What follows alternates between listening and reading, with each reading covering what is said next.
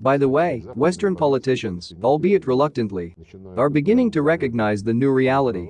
And they are beginning to realize that unipolarity has sunk into oblivion. Recently, President Macron, I think, speaking at a meeting of French ambassadors in August of this year, said that the geopolitical balance of power is changing not in favor of the West. Moreover, he presented it as a danger. That is, this means that the expansion of the aggressive NATO bloc is good. And the expansion of the peaceful BRICS association is a threat. Well, it's clear that this mentality runs deep. It is impossible to get rid of these instincts overnight. We see that the West is trying with all its might to retain the remnants of its dominance, while resorting to openly neocolonial methods that cause rejection of the world majority. The goal of our Western colleagues is simple and at the same time cynical: to continue to skim the cream off global politics, economics and trade, to ensure their own well-being at the expense of others. Of course, Russia, like the overwhelming majority of other countries, is not ready and will not tolerate such plans. For their purposes, the United States and its European allies use a wide range of geopolitical engineering tools, among them, provoking conflicts. We see this along the entire perimeter of Russian borders, and conducting information and psychological operations, unleashing trade and economic wars. The activities of the World Trade Organization, primarily its dispute settlement bodies, have been blocked by the hands of Westerners. Such fundamental legal foundations of world economic relations as free competition and inviolability of property have been destroyed. The dollar has long been used as a weapon. Economic interdependence, as we say, is weaponized. This is an Anglicism that is becoming clear. The destructive actions of the Western minority have an effect that, by and large, is the opposite of what was intended, since it stimulates the construction in favor of strengthening the multipolar principles of international life. There is a growing understanding that no one is immune from the aggressive actions of Washington and Brussels. Not only we, but also many other countries are consistently reducing their dependence on Western currencies. They are switching to alternative mechanisms when carrying out foreign economic transactions. They are working to develop new international transport corridors and value chains. The unbalanced and unfair model of globalization, in which the golden billion receive basic benefits, is becoming a thing of the past. By the way,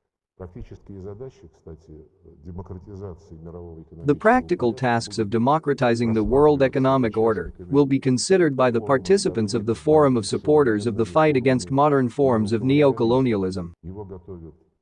It is being prepared by the United Russia Party.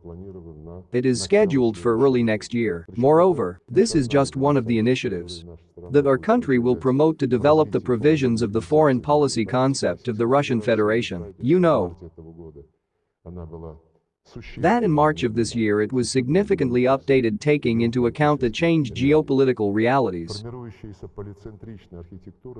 The emerging polycentric architecture must be inclusive and cooperative, not antagonistic. It must protect against dangerous confrontation between world centers to clarify relations between them. It must reliably ensure against this showdown. It is in the common interest to try to create a so-called global concept based on generally accepted principles and norms of international law, respecting the cultural and civilizational diversity of the modern world, and the right of peoples to determine their own paths of development. I have already mentioned this, and I want to emphasize once again that this work does not need to be done from scratch. There is a foundation for a sustainable and just world, and this is the Charter of the United Nations. But its provisions should not be implemented selectively, as our colleagues in the West do, trying to pull out from the principles of the Charter what is beneficial for them at this particular moment in order to benefit. But they must be used in their entirety and in all their interconnections, and, of course, It is necessary to carefully adapt the world organization to modern realities. First of all, this concerns the reform of the UN Security Council. It is important to eliminate the historical injustices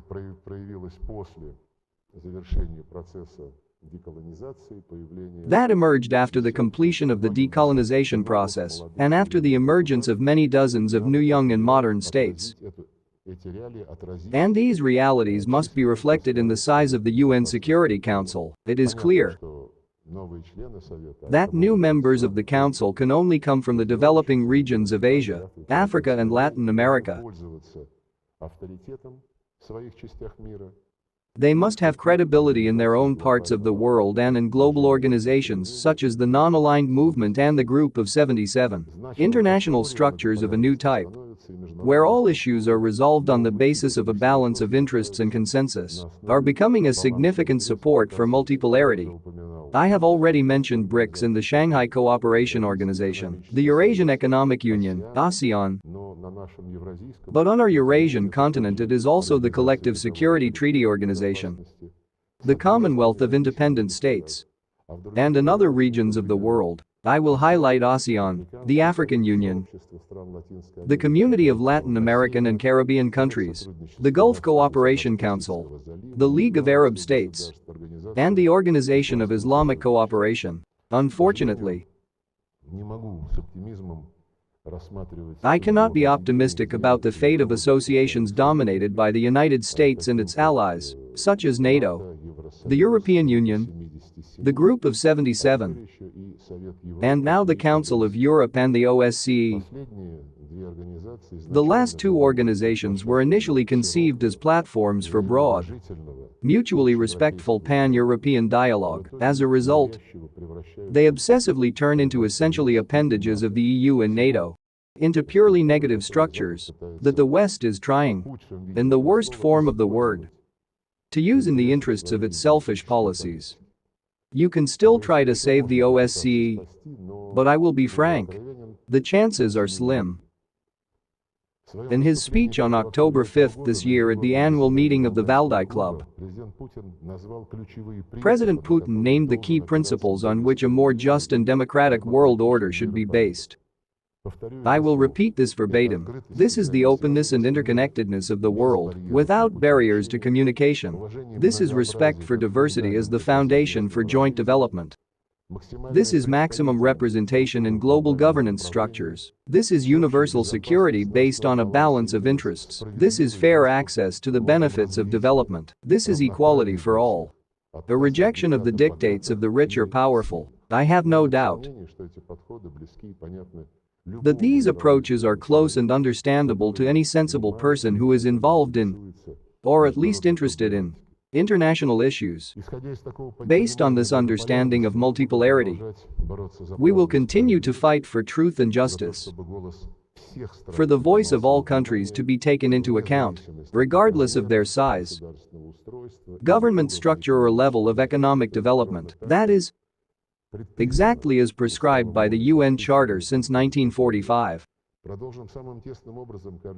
We will continue to coordinate closely with our allies and associates in the global South and East. At the same time, we do not want to close a door or a window.